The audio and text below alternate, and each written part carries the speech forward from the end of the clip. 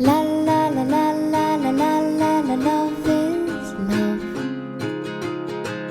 Greetings lovelies, hi, it's Emmy. Welcome back to another recipe video, and it's related to the lovely holiday of Valentine's Day. Yeah, I chose this recipe because I wanted a little kind of fun take on a chocolate cake. I also chose it because the frosting includes beets as well, and it makes this beautiful pink, gorgeous frosting, so I really wanted to try that as well. So when my husband made it for me, he just made the chocolate cake, and then he topped it with raspberries and a little bit of powdered sugar. So you certainly can do that if you don't want to go over the top and add the frosting as well. But in this recipe, I'll show you how to do both. So let's go to the kitchen and I'll show you how it's done. So before you can make the cake, you have to prepare your beets. So wash them and wrap them in a double layer of foil, and then roast them at a 400-degree oven for about an hour. This recipe also calls for buttermilk, which I didn't have, so you can make your own by adding a tablespoon of lemon juice to a cup of milk. So you know your beets are done when you can stick a fork in it and it goes in easily, and allow them to cool before you peel them. And then grate them on a fine grater. And here are the rest of the ingredients you'll need to make the cake. I should also mention that this is a half batch, so I'll put the full amounts in the description box down below. So you want to first cream your butter and your sugars together until they're well incorporated. Next, add your egg and mix well. If you're using a stand mixer like I am, make sure you periodically scrape the sides of the bowl so you get all the little bits mixed in. Next, add your grated beets and your vanilla extract. In a separate bowl, mix all of your dry ingredients together and use a whisk to kind of mix it all together. And then add it in 2 additions to your batter, alternating with the buttermilk. So at this point the batter's all ready and it's ready to be placed into a prepared pan.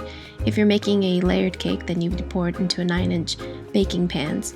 But if you're doing what I'm doing and you want to make cupcakes, I decided to use an ice cream scooper so they would all be the same size. And don't be klutzy and drop them into the batter. Then pop the cakes into a preheated 350-degree oven and bake 18 to 23 minutes or until a skewer comes out clean. While the cake is baking, you can prepare the frosting. Start by creaming the cream cheese for about 30 seconds, then add your softened butter and beat them together until they're well incorporated. Next, add your finely grated beet along with your vanilla and lemon juice. Next comes lots and lots of powdered sugar, and be careful when turning on your machine after you add the powdered sugar so it doesn't end up all over your kitchen. When the powdered sugar is well incorporated, you can slowly add 1 to 2 teaspoons of milk until you get the desired consistency you're looking for. And if you're using one, go ahead and fill up your piping bag with the frosting. I didn't really have the tip that I was looking for, so I decided to use just the plastic collar alone, and it seemed to work out fine. Then just using even pressure, start on the outside and work your way in a nice slow swirl pattern. And finish it all off with a nice little peak. If you don't have a piping bag or don't feel like doing it, you certainly can just use a spoon or a spatula to smear a nice layer of frosting on top too.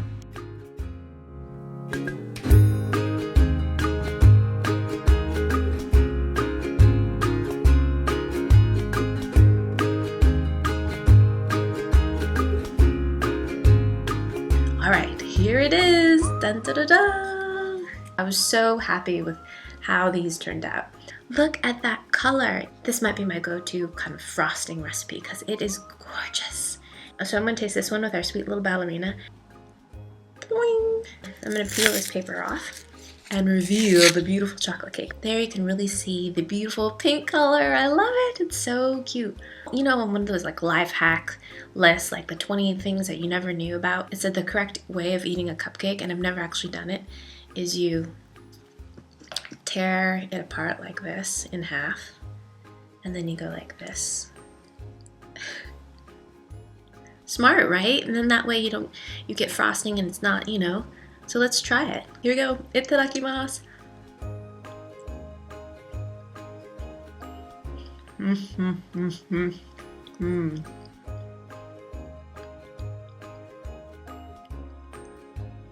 Delicious. That frosting is really, really rich and very sweet. I mean, that's why it's a frosting. What's nice is there's a little bit of lemon juice in it, so that cuts a little bit of the sweetness. You don't taste any of the beet at all. If anything, you taste the vanilla that you put in there. Chocolate cake is really, really moist because of the inclusion of the shredded beet in there. You can't see any beet at all, nor can you taste it. It just adds a really nice moistness to the cake. The cake is lightly chocolate, not overly fudgy or overly chocolatey, so it goes really, really well with the frosting. You know, for my lifestyle, I actually prefer them not frosted because they're a little bit, it's just too much. This is more like a chocolate muffin, and I'll have that for breakfast or maybe as a dessert. This is just decadent for me, so it's not something I would like to have around the house. The cake is certainly sweet enough to hold up on its own. It would be more like a chocolate muffin, but very moist and delicious. It's certainly scrumptious with the frosting as well, and so stinking cute. So that's the chocolate beet cake recipe along with the beet buttercream frosting. I hope you guys try it. It's totally worth it. It's delicious and gorgeous, and it's natural too.